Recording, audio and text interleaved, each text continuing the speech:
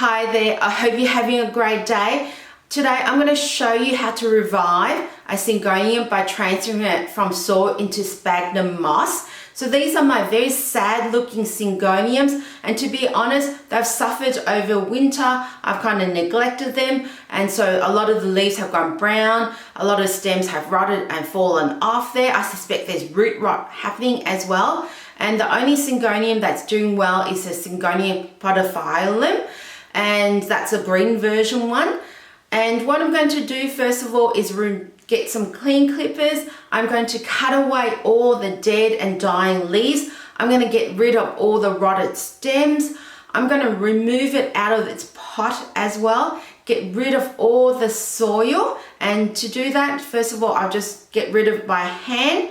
And if I see any root rot, and root rot looks like brown, mushy, dark stems there that have a funky smell, definitely going to cut those away because that's a sign of fungal disease happening, and leaving rotted roots in the pot can actually eventually kill the plant.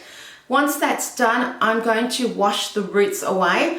To wash the roots, what I do is use a bucket of water and I just wash the roots there. I don't actually wash it in the sink. Not only washing plants in the sink, it can clog up my drainage system. It's not good for the environment, and you can use this water and the soil on the backyard to water outdoor plants as well. There's nothing really wrong with it.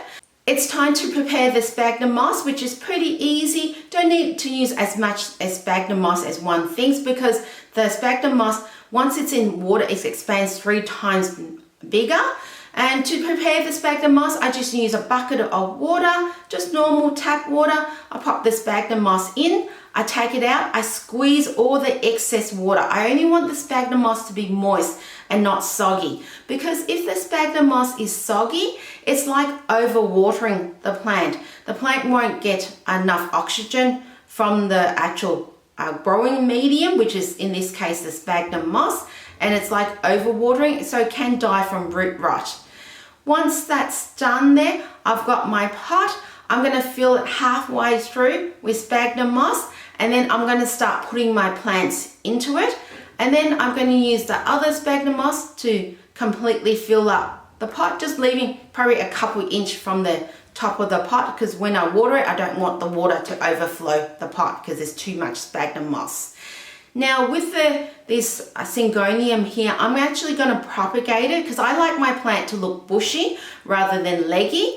To propagate a Syngonium, I'm going to cut the stem and I'm going to dip it into rooting hormone, and you want at least 1 node on the stem. So nodes are basically located where the actual leaves grow out of, and I basically cut about 1 inch below the actual node, dip it in rooting hormone, and then pop it into the sphagnum moss. Now if you don't happen to have rooting hormone, that's okay, you can skip that step.